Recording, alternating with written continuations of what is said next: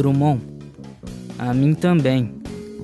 Como a todo sujeito que escreve cartas que não são apenas recados, me perturba sempre e me empobrece o problema infamante do estilo epistolar. Aquela pergunta desgraçada: não estarei fazendo literatura? Não estarei posando? Me martiriza também a cada imagem que brota, a cada frase que ficou mais bem feitinha, e o que é pior, a cada sentimento a ideia mais nobre e mais intenso. É detestável e muita coisa que prejudicará a naturalidade das minhas cartas, sobretudo sentimentos sequestrados, descrições estúpidas e processos, exageros. Tudo vem de uma naturalidade falsa, criada sem pensar ao léu da escrita, para amainar o ímpeto da sinceridade, da paixão, do amor. Mário de Andrade.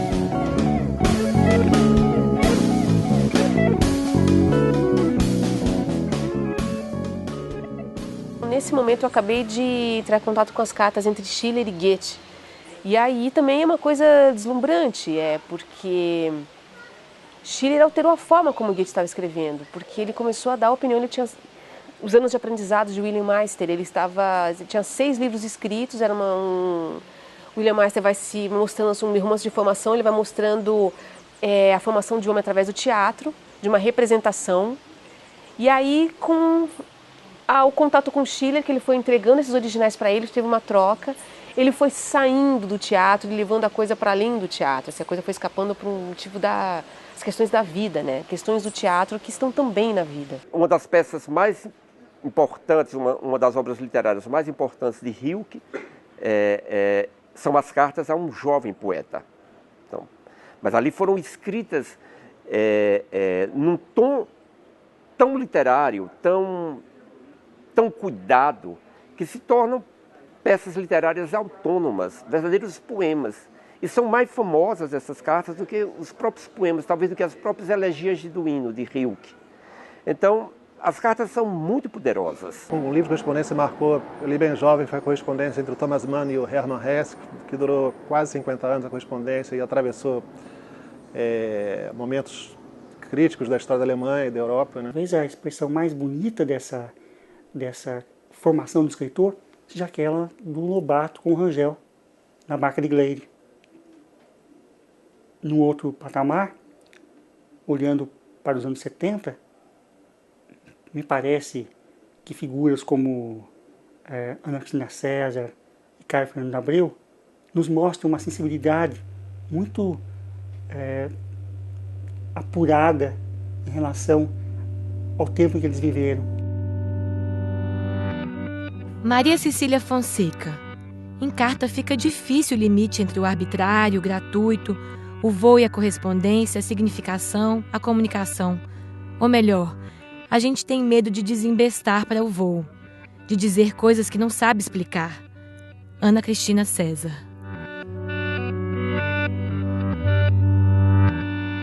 Sempre houve um interesse, uma curiosidade muito grande em ler as cartas dos outros. Você veja que, de vez em quando, alguém está querendo queimar as cartas. Gabriel Garcia Marques comprou as cartas que escreveu para a mulher dele. Então, a carta ela é documental. E quando ela é um documento escrito, quando ela é um documento de punho, ela ainda tem mais valor e mais significado.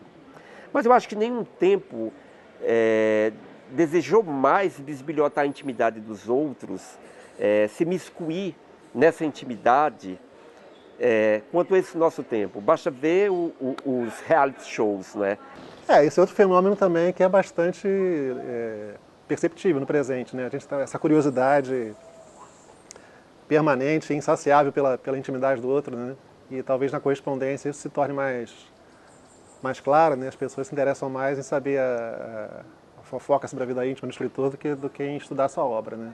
Acho que é um reflexo dessa cultura de de reality show, de revista Caras que a gente vive, mas que é um reflexo de uma demanda popular também, né? A gente não pode também simplesmente adotar uma atitude elitista de falar isso é um lixo, não serve para nada. Não, se tem demanda é porque tem algum valor também, a gente tem que estudar e entender, né? Em vez de simplesmente rejeitar.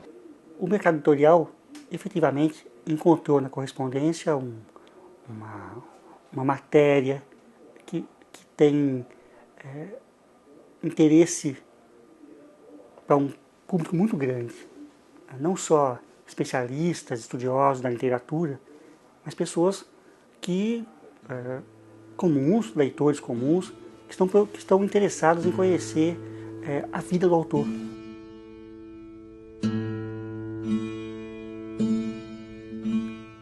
Clarice, tenho tido muito pouco dinheiro, tenho tido muitas oportunidades de ficar calado, tenho tido muita decepção com os Correios, tenho tido cansaço, saudade e calma.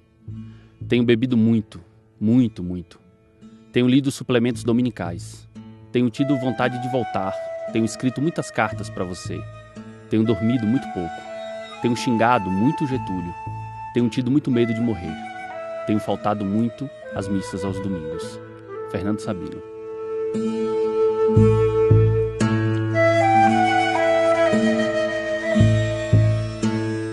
Seguro que os diálogos continuam existindo.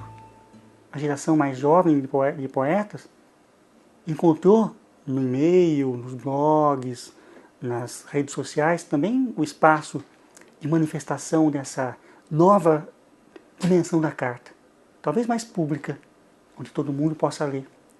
Mas é claro que essa experiência da discussão, a experiência da troca, do texto literário, continua muito viva. Porque se você vê, tá entendendo, a forma pessoal com que esses autores se tratam, como é tão pessoal a escrita de um determinado escritor para o outro escritor, como ela muda a cada um dos seus pares, não é a mesma coisa de se escrever para um suposto mundo de leitores da internet, do Facebook. Não é a mesma coisa. Não. Porque há coisas, você sabe que há coisas que você só fala para determinados amigos. Eu penso que as novas tecnologias tendem a criar uma ilusão de proximidade. As redes sociais ou os blogs permitem de cara que você possa comentar um texto, você possa participar mais ativamente desse processo de criação do autor que você admira. E muitas vezes, e isso acontece, o autor responde também, logo adiante, aquilo que significou um comentário da recepção. Quer dizer, eu tenho a impressão que há uma dimensão muito mais ampla do gesto epistolar. Bizarre. Nas veredas, há às vezes grandes matas comuns, mas o centro, o íntimo, vivido e colorido da vereda, é sempre ornado de buritis, buritiranas, sassafrás e pindaíbas à beira d'água. As veredas são sempre belas. Guimarães Rosa.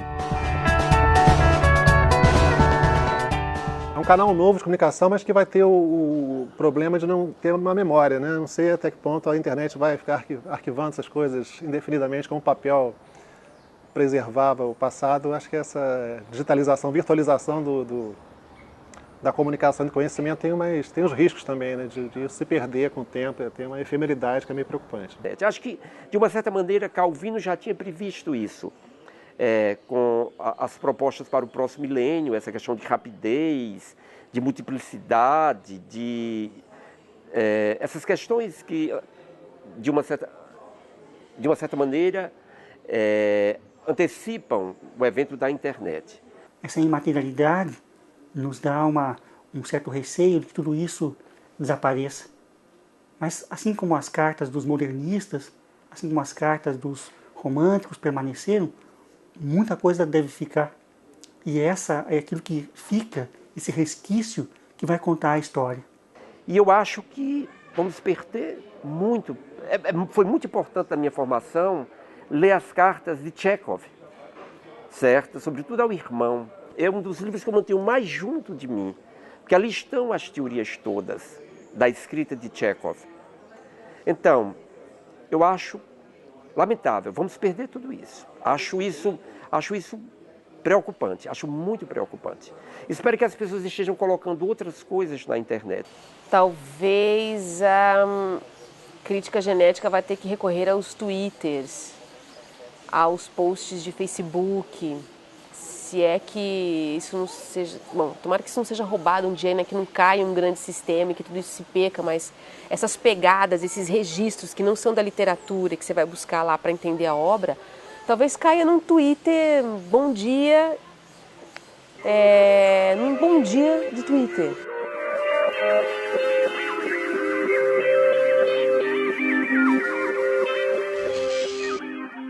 O que nós encontramos na carta? Nós encontramos a vida. Né? E a literatura faz parte da vida desses escritores. Então, quando nós lemos essas cartas, essa literatura ganha uma dimensão nova. Saber as dificuldades da relação de Kafka com o pai, sem dúvida, ajuda a compreender Kafka. Mas eu não sei se isso muda a minha leitura do processo, do castelo, da metamorfose. Você entende? O transtorno que Kafka desejava que se sentisse ao lê-lo, eu acho que esse transtorno deve vir da leitura dos seus livros, não da miséria de sua vida. As falhas humanas deixam o escritor muito maior, o escritor, ou seja, o artista, que tem esse medo todo, esse controle todo sobre o seu próprio perfil, né? Eu acho que ele passa, de repente, uma carreira controlando tantos aspectos para manter uma carreira, e de repente eu vi ali uma biografia e traz elementos que ele não controlava, que ele tentou manter o tempo todo num pote, seguro, numa caixinha. Só que aquilo ali redimensiona e deixa ele muito maior do que ele imagina. Escreva, guarde, envie, curta e compartilhe.